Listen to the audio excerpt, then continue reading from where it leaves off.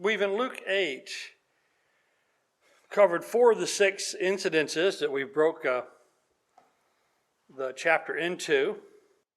The women who accompanied and supported Jesus, the parable of the sower, some other talk of parables, Jesus' family coming to retrieve him and take him home, and Jesus quieting the storm. We have 2 incidents left. They're rather longer records on these 2 things, so we still have half the verses of Luke 8 to go. Luke, as we have noted, we have long chapters, completely full of important incidents, and that'll, as I was finishing up chapter 9's text to give to you, we'll find that again next week. We have no drought of material. Let's just read, to begin, the entirety of the record regarding the demon-possessed man in the country of the Gadarenes, verses 26 to 39. Then they sailed to the country of the Gadarenes, which is opposite Galilee. When Jesus had stepped out on the land, there met him a man from the city who had demons. For a long time he had worn no clothes, and he had not lived in a house, but among the tombs. When he saw Jesus, he cried out and fell down before him, and said with a loud voice, "What have you to do with me, Jesus, Son of the Most High God? I beg you, do not torment me."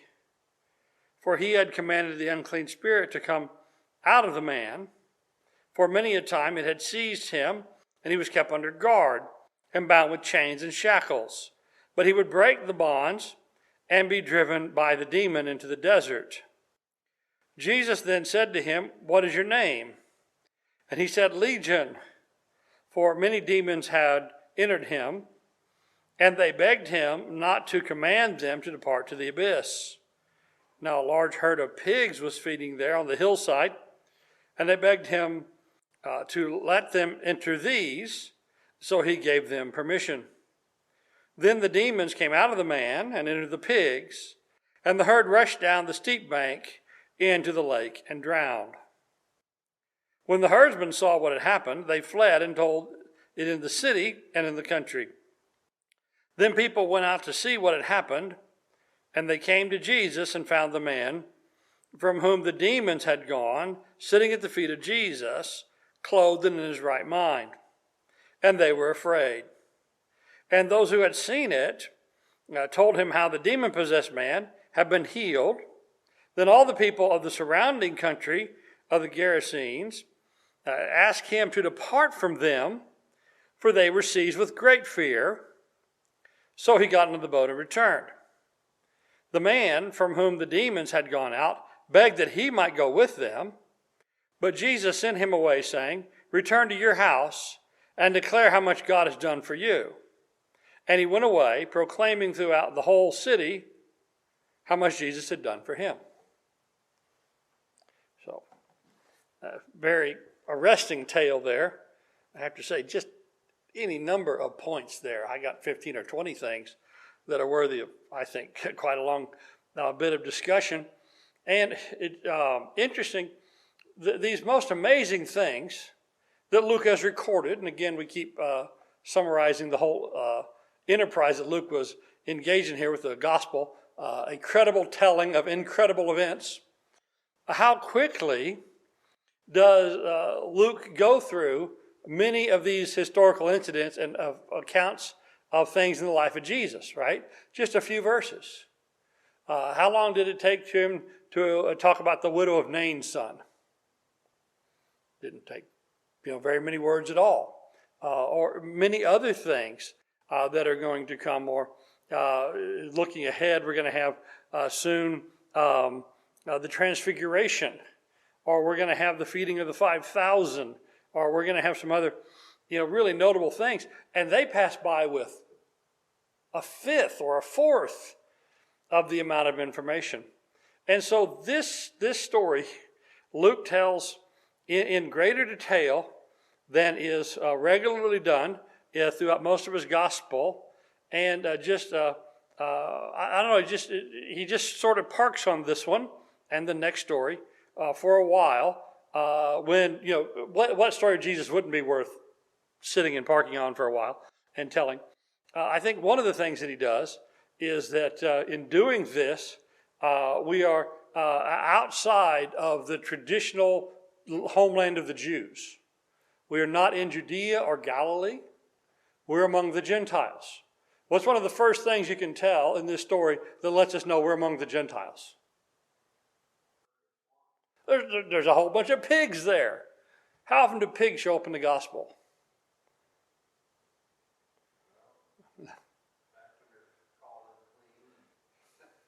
Yeah, don't throw your pearls before swine, Matthew will tell us, and a few other things. But we don't get very many mentions of pigs, and especially not in passing. And so that alone tells us, I think, we're in a Gentile predominant area, right? And what does Luke do as part of the design of his gospel? Isn't he especially inclusive of non-Jewish people, right? Of non-Jews and women. The universality of the ministry and the universality of the kingdom is apparently, there seems to be an intentional point in the Gospel of Luke. And I think this is part of that. So they went opposite Galilee. And we also see that this is a bit of a different place than the other side. It's not that far. It's just not that far across that lake. But we see a whole different type of place. We have a steep bank, right? Over in Capernaum, what do we have? We have a beach, right? And several times there's things that happen right there on the beach. We have a large city. And the city is right down by the water. Where's the city here?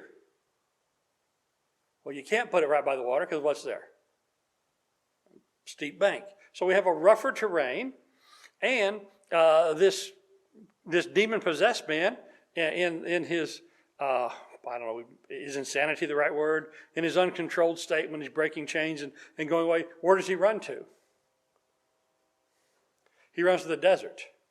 And even those few miles from one side of the lake to the other, we're in a different topography, we're in a wild landscape, we're much more in a desert region, just those few miles away on the other side of the lake. And I always had problems picturing things like this when I was younger. I grew up, in Oklahoma City area, and then a little later down in just across the Red River into Texas. And it was kind of like here. If we want to see a different kind of landscape, where do we have to go?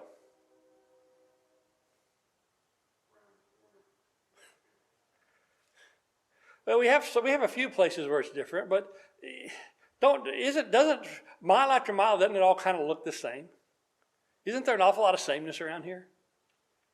But I remember when I went to California, and California has a similar climate to this place and more similar topography, and you could just go around the side of a mountain, go from one side of the mountain to another, or in one of the places I went, literally one side of the lake to the other, and you're like a whole different place. And some of the valleys where we lived on the edge of a valley, and like you could literally, it wasn't a gentle transition and gentle slope out of the valley into the mountain. It was like the mountain was a wall. Like it's valley, and then 3 feet over here, there's a mountain, there's a wall. And so here we've moved to a different setting almost entirely. By going to the other side of the lake, we have different topography, and we have different people, and we have a whole different setup in many ways, except what do we find there that's the same? People. The human nature. Even though now we're in this Gentile area, we find human problems and human reactions are a lot the same. So, and I like how Luke puts this, Jesus had stepped out of the boat onto the land. And we almost picture him, still gaining his balance after going over the side rail of the boat and just getting on the land. And right there, immediately, what is there? This demon-possessed man. He's right there. And Luke gives us his backstory. And it said for a long time he had worn no clothes, not lived in a house, but lived in the tombs. And so, do you kind of picture the wild, frenzied-looking naked fella right there? Is that something he just did occasionally, or did regular? Maybe he did regularly, but he wasn't in this shape now? Or do you think, do you picture him in his frazzled and naked state right there next to the boat? And so in some way, these demons have some supernatural knowledge, don't they? Or did he just happen to be there when the boat sailed in? No, it seems obvious he's meeting Jesus. It seems obvious he's come there to meet the boat. He's met the boat, and he knows right away who Jesus is, as demons often do, right? And what is his confession of who Jesus is? Jesus, Son of the Most High God. As so often happens with demons, isn't that a pretty reasonable confession?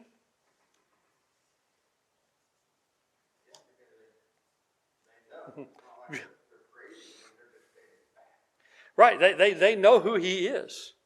And that is a pretty good confession of who Jesus is. It's very seldom there's even much to nitpick about with what the demons say about Jesus or about any of the apostles.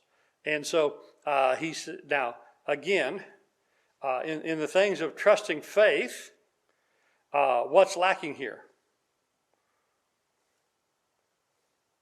When we talk about faith, because in a few minutes, well, if you're reading through this, in a few minutes reading time, what is Peter going to confess?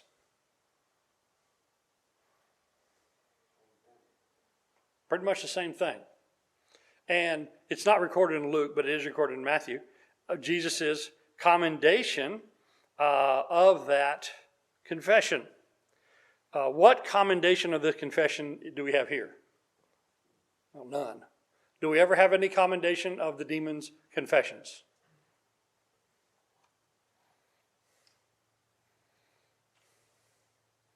No. Closest thing we might have is the acknowledgement that they do actually know over in the book of James. What did James, I'll say that right in a minute. What did James say about the demons and their knowledge?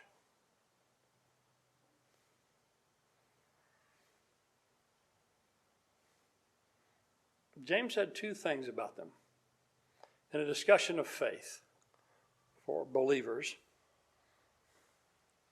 What did James say about the demons in regard to this? They confess and tremble. What do we do? I think that's probably part of James's point. What should we do, Matt? Well, even that isn't saving faith. That's right. It's not. It's pointed out that's not saving faith. So what should we do? What is saving faith? It is compared to this. You have to have a sense. You have to agree to it and trust in him. That's right. So the three things of which faith is classically defined is knowledge, right? Because how can we believe if we don't know? Right? And what did Paul say about the preaching of the gospel? How will they believe unless what? Unless they hear. So there's a knowledge portion. There's a knowledge portion. But then beyond the knowledge, and the demons certainly have the knowledge, right? The demon, what you said, assent, right? So when we say that Jesus is the Messiah and Jesus is the Lord, what does our assent to that mean? Versus what these demons are doing.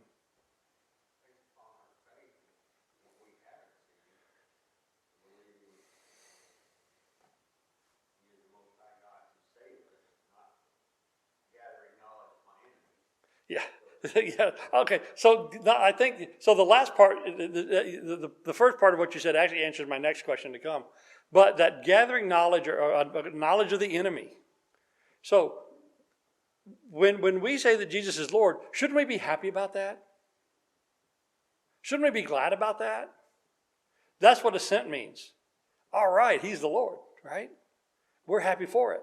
And then we trust in him. So we acknowledge his legitimate rule and reign. Our assent is part of that is also we if we're going to boast, we boast in the Lord. We're glad that he's in charge, and we trust in his promises to take care of us. So it's knowledge, it's assent, and it's trust. Now, what does the demon have? Knowledge. Knowledge. He doesn't dissent in the least, right? Is he happy that Jesus is there to exercise the power? No, he's not. And he's not trusting in him. He's asking him, if anything, just a little bit of a favor. It seems like to be a little bit longer out and about and able to, do his tormenting, to do his possession. Of course, we notice the demon does not want to be tormented. What's he doing to this poor guy, though? Tormenting this guy terribly, right? And through this guy, he's tormenting everybody about. But even just because people bully other people, push them around and are mean to them, does that mean they approve that kind of activity if it's used against them? Well, no, never, right? No, never. So, are you here to torment me? Or please don't torment me. We also note, and I think there might be something here to this, that the demons always go around saying Jesus' name. They'll say his name and often his position. But does the demon actually ever say his name? He doesn't really. He gives a description of himself. He says we're legion, but he doesn't actually give up his name. Now, the reason I bring that up, how important in occultic practices, and this is something that's both modern and ancient, it's common in occultic practices. In occultic practices, how important is a name?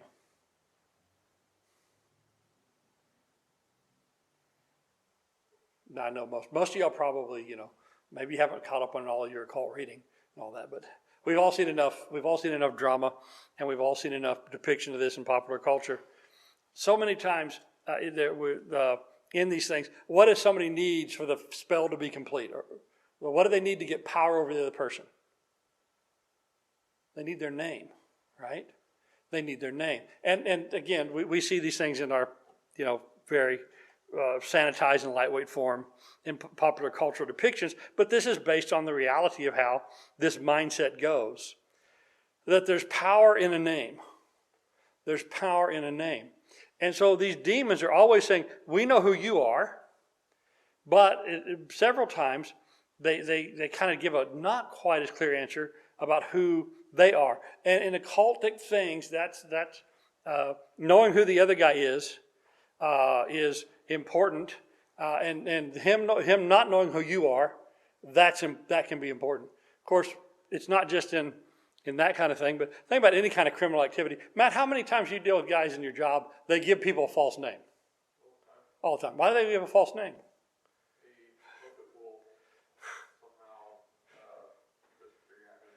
Yeah, it obscures things, right? But there's occultic practices that go along with this too. Today, one of the threats that go along with this is I know where you live, right? So I know who you are. I know who your people are. I know about you, but you don't know about me. And there's a part of occultic practices that go along with this. And I think some of this name business that we see in the scriptures pretty commonly with demons goes along with those things. All right, so. I always took it as they were trying to stir up as much trouble for Jesus as possible by spouting on, this is the Son of God, this is the Son of God. Well, that's going to have the Pharisees snap to attention pretty quick on that person, and that would, just as a plan to try and mess up. Yeah, just to sow discord. They knew Jesus was here for a purpose, and knew Pharisees would, if they could get them riled up, would mess. Yeah, use them as a roadblock. Right. I don't think that contradicts or goes against the other. No. But yeah, that's additional. It's just as much chaff as you can throw out, right? Yeah. Just anything to stir the pot. Ben.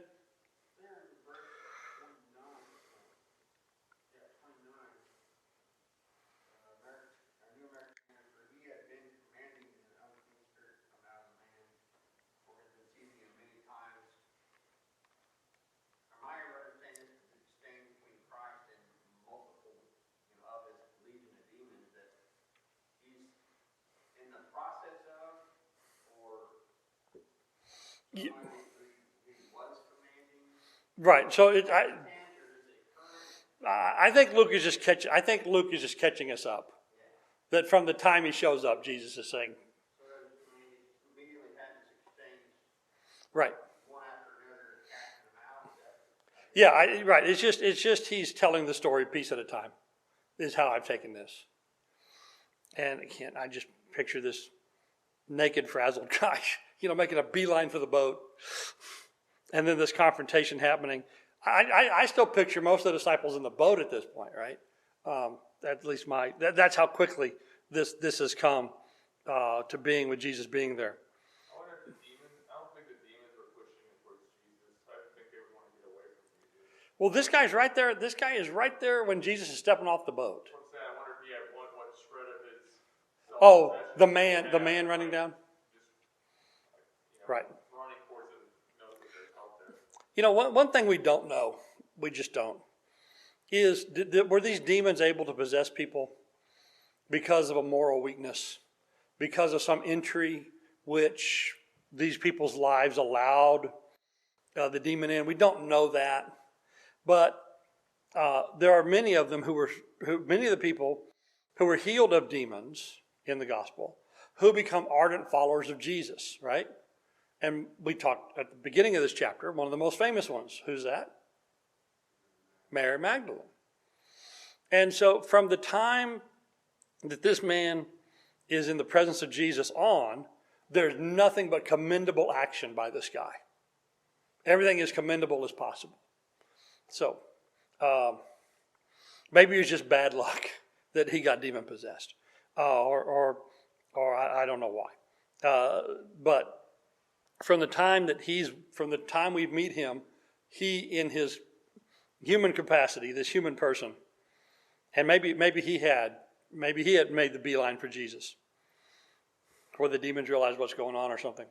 All right, so Luke then, as he tells us, Jesus had commanded the demons to come out.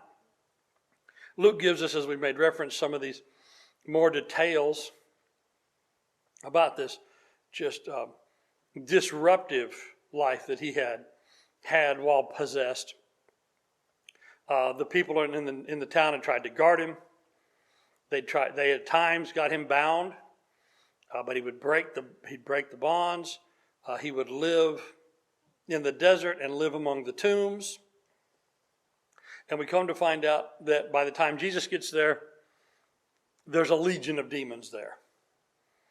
And of course, you could get to the technical definition of legion and get to your 6,000, Roman troops, but it just seems to be a great multitude.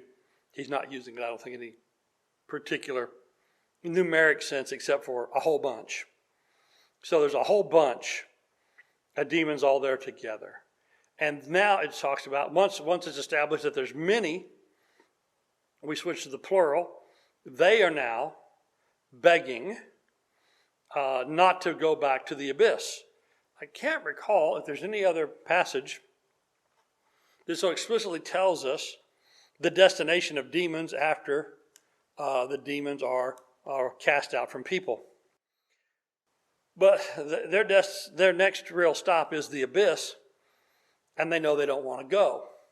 Now, this would be a decent time for me to pause for 30 seconds and remind us, as we often say, about the abyss, about hell, about the place of punishment. Is the devil the ruler of hell? In the cartoons, who is your welcoming committee at the gates of hell?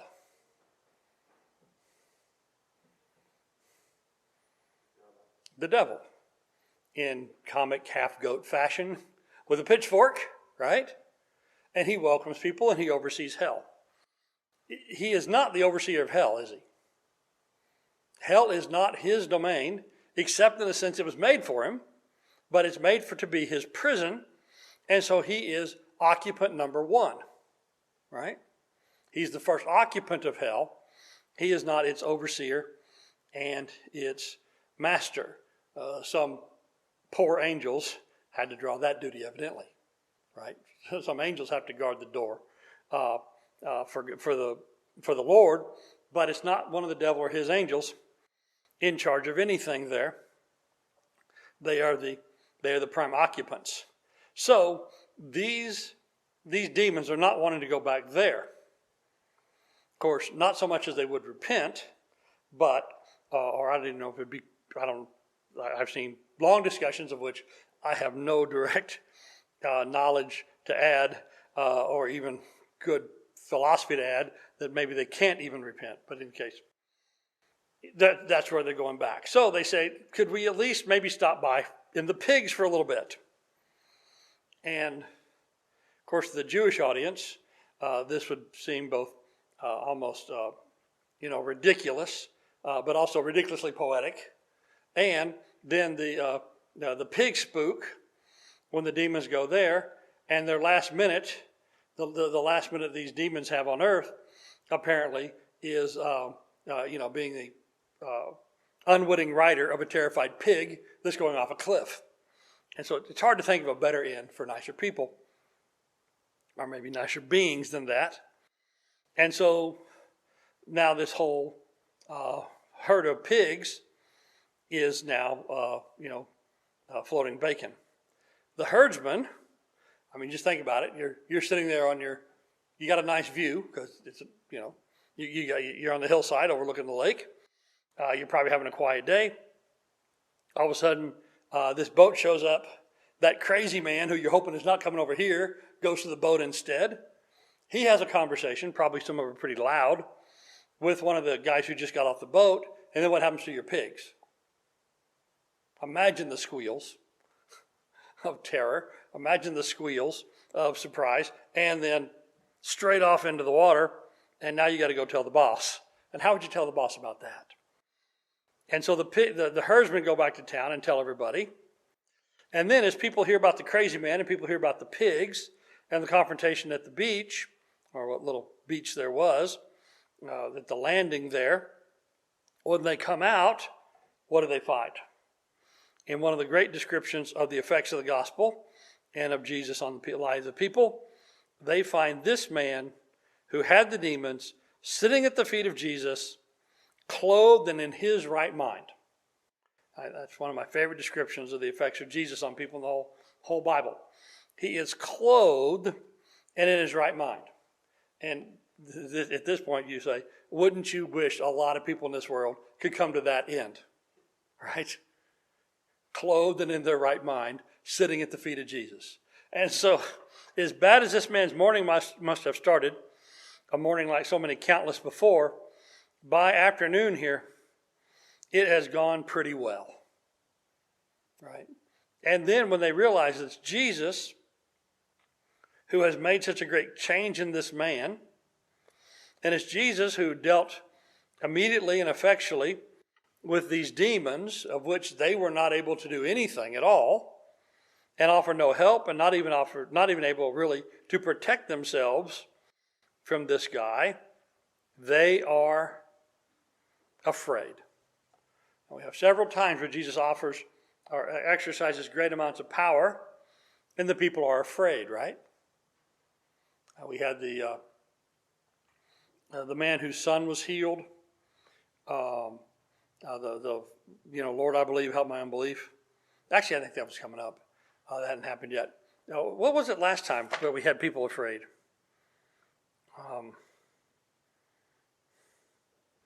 Something happened where people were greatly afraid. Oh, the calming of the storm. That's right. That's right. And we compared it to Isaiah, the Isaiah being in the Lord's presence. So we're going to have some times where Jesus exercises such power that awe and fear, that the power of God is here, so obviously is the only, and it is the natural reaction. And so this man now, the greatest change possible has come upon him. And at this point, it looks like he's volunteering to be disciple number 13, right? And what does Jesus tell him to do?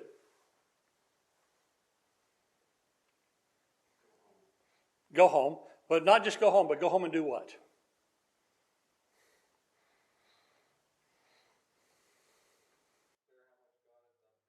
Tell everybody about this miracle. Actually, that sounds like marching orders for a lot of Christians, shouldn't it be? Go home and tell everybody what God's done. Remember back earlier in the Gospels, we had some cases where Jesus did miracles, and what did he tell people? Not to tell. Not to tell. And in the next chapter, we're going to have Jesus send out the 12, and he's going to have them go out and preach the gospel in other places so that the gospel's in more places than he could go by himself. And so we've noted a real transition. At first it was, don't tell, and now we're into tell. Why would we go from not tell to tell? I think it's this timeline, you know, it's the Jerusalem Calvary on the Passover. That's right. We're going to start getting clear indication of the rejection and the crucifixion coming up. And I know we're in chapter 8. We have 28 chapters in Luke, right? And so 8 out of 28 is what percentage is that? 33-ish. We're about a third. Are we a third of the way through the Gospel of Luke? We are. But how far are we in the chronology of the ministry of Jesus? We're about 60% through. Of the time that Jesus, his earthly ministry, which is 3.5 years, we are over half. We're over half. Because the Gospels backload the information, right? So the last day of Christ on earth, the day before death, how much is there on the crucifixion? And the immediate acts, I mean talking about just hours before the crucifixion, the trials and the like. We have a couple of chapters, right? So what we have is almost a third of the Gospels is the last week of Christ. So we're only a third of the way through the material that Luke is presenting, but we are almost double that, so closer to 2/3, not quite, of the time of Jesus' ministry. And so we're going to start speeding up the clock as we go. So it is time for more people to know. Also, in the particular case of this guy, is Jesus even going to make it to the town he lives in? We're going to see he doesn't. And is Jesus going to make it to all the cities in the region? No. Now, this guy is going to be in a unique position to tell people about Christ. Because this wild man, who for years, most likely, has been accosting people as they go get on the boat. And again, if you look at the topography of that area, one of the ways you'd get to more civilized spaces is you would go down to where this boat came. So this guy would be well known. And if this guy, who is a well-known troublemaker, the well-known crazy naked guy of the tombs, the demon crazy dude, or whatever, however they would have referred to him, and it wouldn't have been complimentary, if that man is so changed that he's now going about the area telling about Jesus, why then we have the message getting out in a place that Jesus himself is not going to take it. So go tell the people in the surrounding country. And the people of the surrounding country, asked him to depart, for they received with great fear. So he got in the boat and returned. The man from whom the demons had gone begged that he might go with them, but Jesus said, "Return home, declare how much God has done for you." He went away, proclaiming throughout the whole city how much Jesus had done for him. And so you think of it, how many people would have known this story by the end of tomorrow? Everybody, right? Everybody knows this by tomorrow night.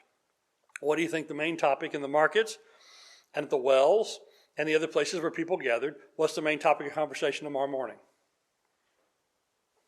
This guy. And as now he walks around, clothed and in his right mind and telling people about Jesus, what's everybody, is that him? It's me, it's really me.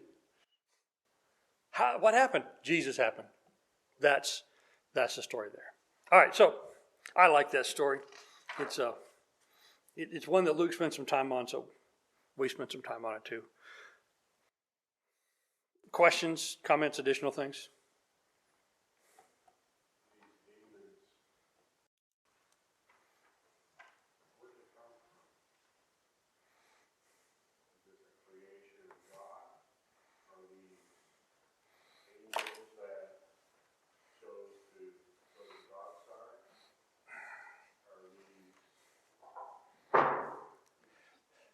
I know of no evidence that Satan has creative power. And so it seems to me, the demons are equivalent to, it talks about the devil and his angels, that the demons are the devil's angels. The demons are the ones who joined him in his rebellion against God. It seems best to me that demons were allowed to be loosed and especially have a time of running around while Jesus was on earth in his ministry, as it was a time of particular spiritual battle between the forces of good and evil, and that when the miraculous age ended, which these are dealt with miraculously, with the means to deal with them ended, also then the means for them to be possessing ended, and at some point, God sent the angel roundup squad and brought them all back, if there's any who had gone away. In ancient literature, there is always a little bit of mention of demon possession.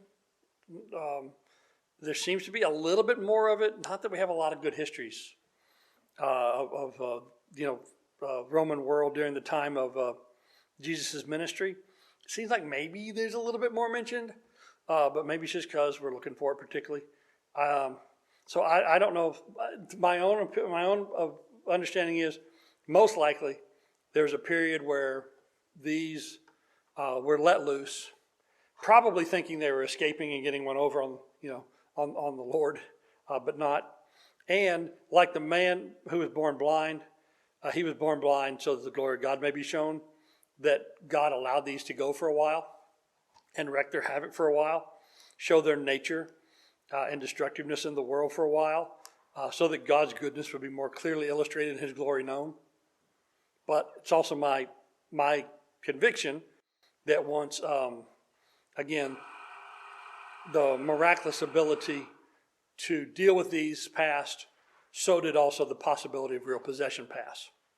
So I don't believe we have real possession like these things today. I know some believers and some sound brethren who take a slightly different take on that. All of it is, I think, informed reasoning. There's nothing of it that is, of these things, I think, that is specifically revealed.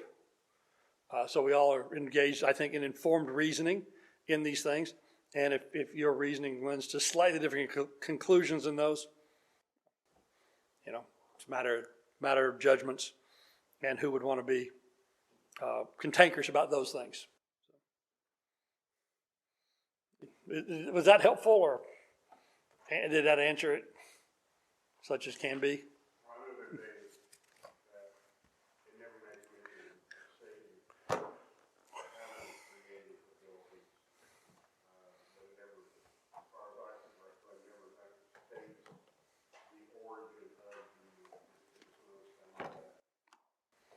Right.